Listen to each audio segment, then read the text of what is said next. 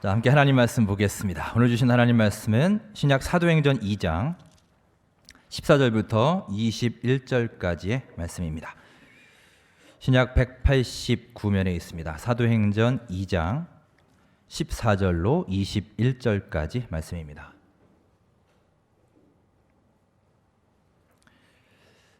한 절씩 다 함께 합독 14절부터 21절 합독하시겠습니다. 베드로가 11 사도와 함께 서서 소리를 높여 이르되 유대인들과 예루살렘에 사는 모든 사람들아, 이 일을 너희로 알게 할 것이니 내 말에 귀를 기울이라.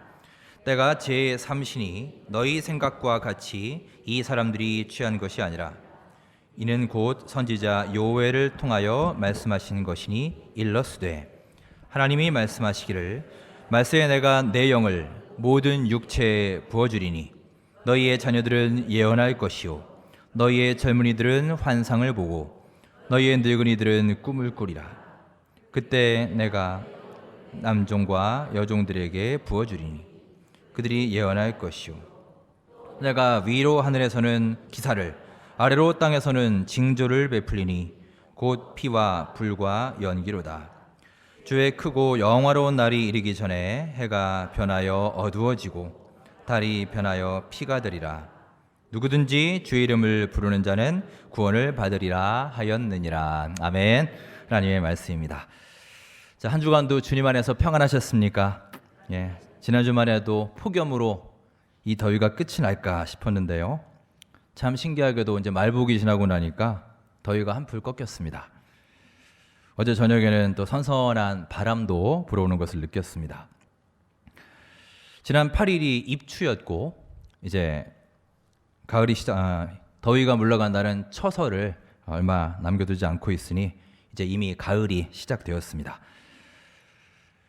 우리원 신경이님의 가을에는 사랑하게 하소서라는 시도 있는데 올 가을에는 제 소망인데 우리 원천교회 모든 성도님들이 사랑에 빠졌으면 좋겠습니다.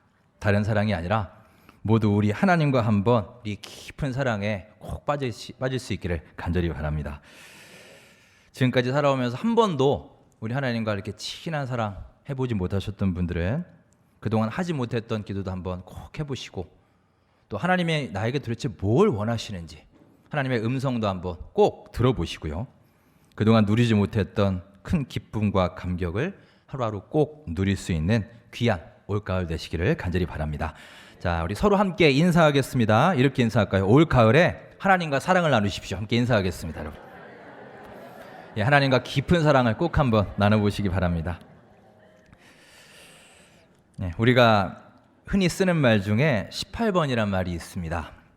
표준말은 아니지만 우리가 노래방에 가거나 또 여러 사람들 앞에서 노래할 기회가 되면 꼭 빼놓지 않고 부르는 노래, 내가 가장 좋아하는 노래, 애창곡, 이 정도 뜻으로 알려져 있습니다.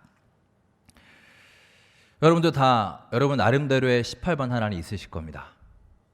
특히 우리나라 사람들은 참 흥이 많은 민족이죠.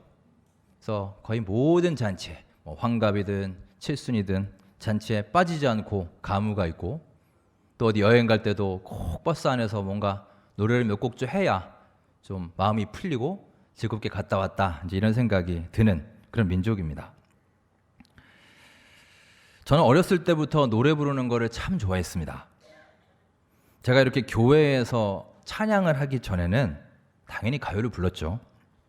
그냥 입에서 나오는 게 가요였습니다. 그래서 중학교 때 반에서 제 별명이 가요 톱10이었어요, 여러분. 여러분 가요 톱10 다 아시죠? 왜 가요 톱10이었냐 하면 당시에 그때 수요일 저녁인가 아마 생방송으로 이걸 했을 겁니다.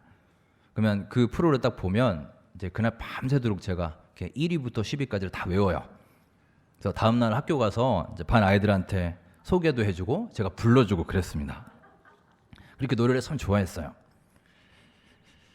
그러니까 지금 생각해보면 참 다행스러운 것은 제가 이렇게 찬양단 활동을 하고 이 찬양의 맛을 한참 느끼기 시작할 그 무렵에 우리나라에 노래방 문화가 들어왔어요.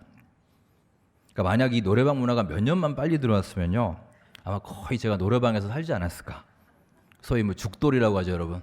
그렇게 되지 않았을까 싶습니다. 근데 저희 집 가족들은 다른 거는 몰라도 이 음악에 있어서는 저랑 참 취향이 다릅니다. 특히 저희 어머니는 참 분위기 있는 노래를 좋아하세요. 저희 어머니가 제일 좋아하시는 곡이 조용필의 그 겨울의 찻집입니다, 여러분. 많이들 아시죠? 그 이전에는 창밖의 여자를 참 좋아하셨어요. 그러니까 저희 어머니가 어떤 스타일인지 아시겠죠, 여러분?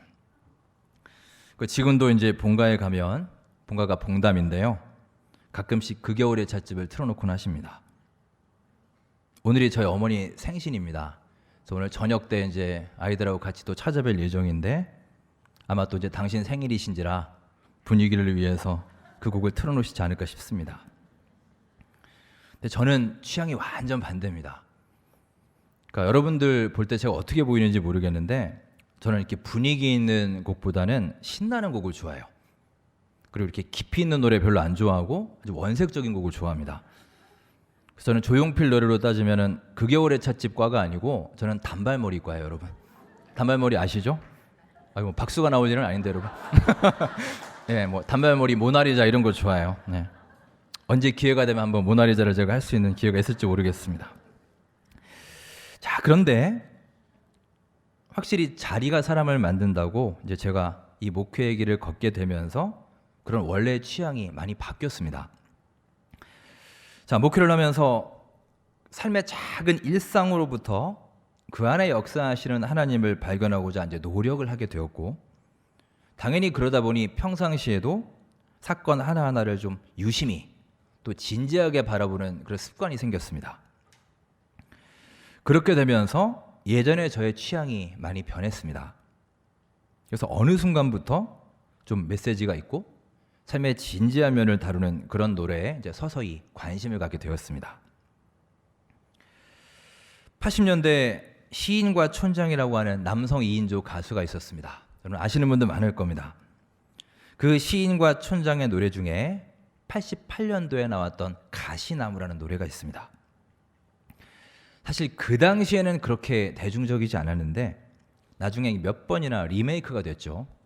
그래서 나중에 상당히 유명해진 노래입니다. 저도 당시에 이제 제가 중고등학교 때인데 그때 이 가시나무라는 노래를 들었습니다. 하지만 그 당시에는 정말 이 노래가 뭘 말하고 있는 건지 어떤 메시지를 주고 있는 건지 전혀 감을 못 잡았습니다. 그 첫 가사가 내 속엔 내가 너무도 많아 이렇게 시작을 하죠. 지금 생각해보면 저는 당시에 참 생각이 그렇게 깊은 학생이 아니었던 것 같아요. 그리고 철학적이고 뭐 심각한 것 이런 거 싫어하고요. 그래서 도대체 내 속에 내가 많다는 건데 이게 도대체 무슨 뜻인지 알지도 못했고 또 별로 이해하려고도 하지 않았습니다. 후에 시간이 흘러 목회를 하게 되면서 어느 순간 이 노래가 우리 삶의 정말 깊은 내면을 노래하고 있구나라는 것을 발견하게 되었고요. 그 순간 저에게 전혀 다른 노래로 다가왔습니다. 이 가시나무라는 곡의 가사 첫 부분을 제가 읽어드리겠습니다. 내 속엔 내가 너무도 많아. 당신의 쉴 곳 없네. 내 속엔 헛된 바램들로 당신의 편할 곳 없네. 내 속엔 내가 어쩔 수 없는 어둠, 당신의 쉴 자리를 뺏고 내 속엔 내가 이길 수 없는 슬픔, 무성한 가시나무 숲 같네. 아, 그렇구나. 내 속에는 내가 너무나 많구나. 나는 하나인데 나라는 존재는 하나이지만 정작 나의 마음을 지배하고 있고 지금도 나를 움직이려고 하는 내 마음속의 주인은 너무나 많구나. 때로는 더 부자이고 싶고 때로는 더 편하게 살고 싶고 남들을 막 지배하고도 싶고 칭찬받고도 싶고 인정받고도 싶은 마음, 남들보다 더 멋지게 살고 싶고 좀 더 높은 위치에 가고 싶은 그런 욕심들, 지적인 욕망, 자녀들에 대한 욕심, 정말 이 세상에 매력 있는 모든 것들이 다 내 안에 있어서 나도 모르는 지금 이 시간에도 내 주인이 되어 있구나. 내가 그렇게 살아왔구나. 그러면 진정한 나는, 진짜 나는 과연 어디에 있을까? 제 자신의 삶에 대해서 깊은 묵상을 하게 되었습니다. 물론 이 곡은 대중가요지만 시인과 촌장의 멤버인 하덕규 씨가 크리스찬이 된 후에 자신의 옛 모습을 돌아보고 간증하는 마음으로 쓴 곡입니다. 그래서 기독교 방송에도 이 곡이 많이 나오죠. 그는 삶에 대한 갈등과 고민으로 신음하던 중에 어느 날 자신의 삶의 현장에 다가오시는 주님을 만났습니다. 그리고 영접하게 되었습니다. 주님을 만나고 영접한 그 순간부터 그는 세상의 명예와 가치를 줬던 인기 가수의 자리를 내려놓고 하나님을 찬양하는 찬양 사역자의 새로운 삶을 살고 있습니다. 그리고 지금은 이제 목사 안수를 받으신 걸로 알고 있습니다. 여러분, 현재 나의 삶의 주인은 누구입니까? 어쩌면 지금도 내 안에 있는 그 여러 가지 모습들, 그 여러 명의 주인들로 인해서 나라고 하는 존재가 흔들리고 있음에도 불구하고 그것을 깨닫지도 못한 채 그렇게 하루하루 무감각하게 살고 있는 우리의 모습은 아닐까요? 참으로 내 마음속에 내가 감당할 수 없는 슬픔과 아픔이 있고 세상에 여러 근심, 걱정, 염려, 또 욕심들로 가득 차서 하나님께서 내 삶으로 들어오실 공간조차 마련하지 못한 채 정말 나의 하루하루의 삶이 무성한 가시나무 숲 같지 않습니까? 오늘 본문에는 베드로의 오순절 설교가 나옵니다. 우리가 21절까지만 읽었지만 뒤에 36절까지 쭉 계속되는 내용입니다. 베드로와 11명의 사도가 앞에 서서 사람들에게 하나님 말씀을 힘차게 선포하고 있습니다. 그들은 예수님을 아주 가까운 곳에서 경험한 사람들입니다. 누구보다 예수님에 대한 강한 확신을 가지고 있었고요. 또 실제로 주의 사역을 감당했던 산 증인이라고 할 수 있습니다. 하지만 놀랍게도 베드로와 이 11명의 사도 역시 그들의 삶을 보면 그들 안에 너무나 많은 내가 있었음을 보게 됩니다. 여러분, 베드로의 삶을 한번 생각해 보십시오. 주는 그리스도시요 살아계신 하나님의 아들이십니다. 이렇게 고백했던 바로 그 베드로입니다. 다른 제자들은 몰라도 나는 절대로 주님을 떠나지 않겠습니다. 다짐하고 큰 소리 뻥뻥 쳤던 그 베드로입니다. 제사장 집들에서 자기 목숨 부지하기 위해서 주님을 모른다고 부인했던 그 사람도 또 베드로입니다. 갈릴리에서 부활하신 예수님 만났을 때 바다 위로 뛰어내려서 예수님께로 첨벙첨벙 달려갔던 그 사람, 그도 베드로입니다. 그리고 오늘 본문에서는 이렇게 수많은 사람들 앞에서 담대하게 복음을 전파하는 사도로서의 베드로를 또 볼 수 있습니다. 분명 베드로는 한 사람인데 그가 이렇게 엄청난 능력을 가진 설교자로 서기까지 그는 얼마나 많은 나를 자기 속에 품고 살았겠습니까? 때로는 예수님의 총망맞는 수제자로, 때로는 너무나 나약하고 연약한 모습으로, 때로는 함께 죽겠다고 큰 소리치던 당당한 모습으로, 때로는 예수님을 부인했던 시대의 배신자로 정말 상황에 따라 변화무쌍한 그의 모습을 보게 됩니다. 어떤 게 진짜 그의 모습일까요? 아마 베드로 자신도 혼란스럽지 않았겠습니까? 아마도 그가 닭울음 소리를 듣고 통곡을 했을 때 어쩌면 그가 흘린 눈물은 이런 눈물이 아니었을까요? 내 안에 있는 이 수많은 나를 내가 다스리지 못한 것, 왜 하나님께서 원하시는 나를 그동안 내가 발견하지 못했을까? 그런 삶을 살지 못했을까? 바로 이 통회의 눈물이었을 것입니다. 저는 이 베드로의 모습을 보면서 한 편의 영화가 생각났습니다. 예전에 아주 뛰어난 작품성으로 좋은 평가를 받았던 아이덴티티라는 영화가 있습니다. 이 영화의 주인공은 말콤이라고 하는 한 정신병자인데요. 그의 병명은 의학 용어로 해리스성 정체 장애입니다. 쉬운 말로 풀이하면 다중인격입니다. 요즘 우리 영화나 드라마 보면 뭐 다중이 이렇게 많이 나오죠. 그겁니다. 한 사람 안에 여러 개의 인격이 있는 겁니다. 그래서 수시로 그 인격들이 번갈아 가면서 그 사람을 지배하고 조종하는 것입니다. 영화 속에서 말콤은 총 11개의 자아를 가지고 있습니다. 그 중에는 살인범도 있고 경찰도 있고 창녀, 어린아이에 이르기까지 그는 이 11명의 삶을 시시각각 번갈아 가면서 살고 있습니다. 어느 시점에 누구로 변할지 아무도 모릅니다. 이 인격, 저 인격이 계속 그 사람을 지배하면서 도저히 자신의 이 정체성, 아이덴티티를 찾지 못하는 일종의 정신분열증이죠. 그래서 제목이 아이덴티티입니다. 저는 여러분, 어쩌면 우리의 모습도 이 말콤이라는 사람과 크게 다를 바가 없다는 생각이 듭니다. 여러분, 우리들 역시 이 변화무쌍한 상황에 따라서 내 속에 있는 여러 가지 내 모습들이 막 튀어나오지 않나요? 그동안 내가 잘 누르고 극복하며 살고 있다고 생각했던 욱하는 성질머리도 있고, 그동안 잘 극복했다고 생각했던 내 자존심, 내 열등감에 가득한 모습도 우리는 순간순간 느끼게 됩니다. 이런 여러 가지 모습들이 상황에 따라 나도 모르게 튀어나옵니다. 과연 언제 어떤 모습이 나올지 나 자신도 종잡을 수가 없어요.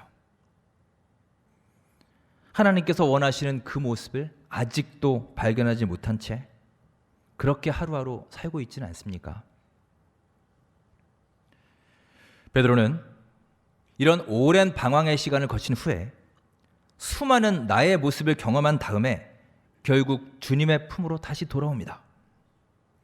자신의 전 인격으로 주님을 영접하게 되었을 때 비로소 그의 삶에는 다른 여러 가지 인격들이 다 죽어지고 이제 오직 그리스도만이 그 속에 존재할 수 있게 된 것입니다.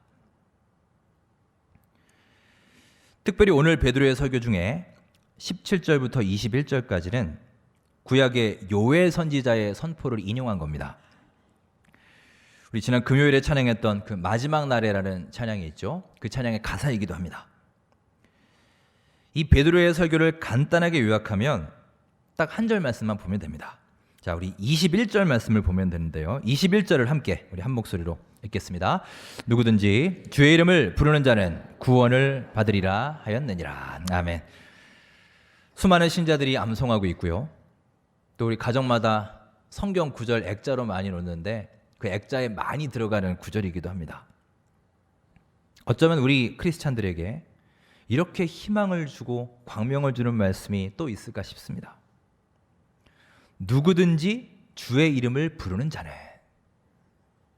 여러분, 누구든지라는 말은요, 우리의 신분, 재산, 나이, 지적 수준, 출신 성분, 연봉 이런 것들과 아무 상관이 없다는 뜻입니다. 나의 지나온 삶이 어떠했든지 내 과거도 아무런 상관이 없습니다. 오직 주님의 거룩하신 이름을 부르기만 하면 그러면 우리는 구원을 받는다는 것입니다. 이 딱 한 가지 조건입니다. 그러면 나의 신분이 바뀐다는 겁니다. 세상의 자녀로부터 하나님의 자녀로 바뀔 것이고 어둠의 자녀에서 빛의 자녀로 바뀐다는 겁니다. 내 속에 수많은 내가 존재했던 그 삶에서 내 속에 그리스도만이 존재하는 삶으로 바뀔 것이라는 뜻입니다. 자, 주님의 이름을 부르라고 했는데 여러분, 주님의 이름을 부른다는 게 무슨 뜻일까요? 그냥 문자 그대로 주여 주여 주님 소리치며 외치면 되는 걸까요? 그렇게 구원받는 거면 여러분, 구원 못 받은 사람 아무도 없을 겁니다. 본문에서 말하는 주의 이름을 부른다는 것은 한마디로 믿음의 표시입니다. 나는 주님을 믿습니다. 내 힘과 내 공로가 아니라 오직 주님의 사랑으로 저는 구원을 받을 수 있음을 믿습니다. 이것을 시인하고 표현하는 것이 바로 여기에서 말하는 주님의 이름을 부르는 것입니다. 자, 이 시간 우리 옆에 계신 분하고 같이 한번 고백해 볼까요? 이렇게 고백해 보겠습니다. 하나님 사랑으로 구원받으셨습니다. 우리 함께 고백하겠습니다. 예, 하나님 사랑으로 구원받으셨습니다. 예, 믿으십니까 여러분? 아멘. 하나님의 사랑으로, 주님의 은혜로 우리는 구원을 받았습니다. 사랑하는 여러분, 열린 마음으로 주님을 영접하고 진실된 마음으로 우리 주님을 부르시기 바랍니다. 바로 그 순간 여러분의 신분이 변하고 그동안 잃어버리며 살았던 소중한 나를 다시 찾고 회복하는 놀라운 역사가 여러분의 삶에 임할 줄 믿습니다. 한 선생님이 있었습니다. 그분은 크리스천이었습니다. 하루는 학생들과 대화를 하는데 학생들은 예수님을 믿지 않는 사람들이었습니다. 한 학생이 질문을 했습니다. 선생님, 이 세상에는 예수님을 믿지만 생활이 엉망진창인 사람이 너무 많습니다. 반면에 교회에는 안 다니지만 착한 사람들도 얼마든지 있습니다. 그런데 하나님은 단지 교회에 다니고 예수님 믿는다는 이유로 엉망진창 사는 사람은 구원해 주시고 참으로 착하지만 교회에 안 다닌다고 구원해 주시지 않으면 그건 너무 불공평한 하나님 아닌가요? 여러분들은 어떠십니까? 실제로 아마 이런 질문들을 많이 들으셨을 것이고 또 스스로도 이런 질문이 들 때가 있을 것입니다. 그래서 그 선생님은 어느 정도 공감하는 부분이 있어서 고개를 끄덕거리며 이렇게 대답했습니다. 그래, 내 생각에도 착한 사람을 구원해 주는 것은 참 좋은 일 같다. 자, 그런데 만일 그렇다면 나는 또 궁금해지는 게 있는데 네가 말하는 그 착하다고 하는 것이 과연 얼마나 착해야 되는 걸까? 자, 예를 들어 만일 누군가가 나한테 10만 원을 빌려서 떼어 먹었어. 그런데 내가 그 사람의 인생을 위해서 그냥 화도 안 내고 신고도 안 하고 그냥 눈 감아줬다고 치자. 자, 그러면 그 정도면 착한 것이라고 할 수 있을까? 만일 10만 원에 해당하는 선행부터 착한 것이다 라고 한다면, 그래서 그 선행을 통해 우리가 구원을 받는다면, 야, 그러면 9만 9천 원짜리 선행을 한 사람은 너무 억울할 것 같지 않니? 그 착하다는 기준이 너무 애매하고 그런 것에 따라서 우리가 구원을 받는다면 그것이야말로 불공평한 것 같구나.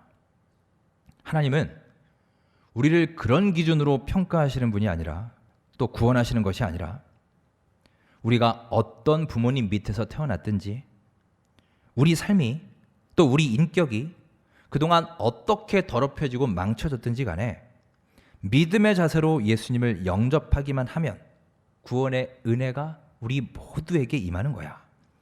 이것이야말로 정말 공평한 하나님 아니겠니? 이렇게 말했습니다. 우리 원천교회 성도 여러분, 지금 이 순간부터 우리 주 예수님의 이름을 여러분의 전 인격으로 부를 수 있는 복된 삶이 될 수 있기를 간절히 바랍니다. 누구든지 주의 이름을 부르는 자는 구원을 받을 것이다 말씀하셨습니다. 이 시간 이 말씀을 마음속에 간직하시고 주 안에서 놀라운 삶의 변화를 이루어서 구원받은 자로서의 기쁨과 감격을 체험하며 살아가는 우리 모두의 삶이 될 수 있기를 간절히 바랍니다. 그동안 나의 삶 속에는 너무나 많은 내가 있었습니다. 그래서 우리 주님께서 내 안에서 쉬실 공간조차 없었습니다. 주의 사랑과 능력을 확인할 방법조차 별로 없었습니다.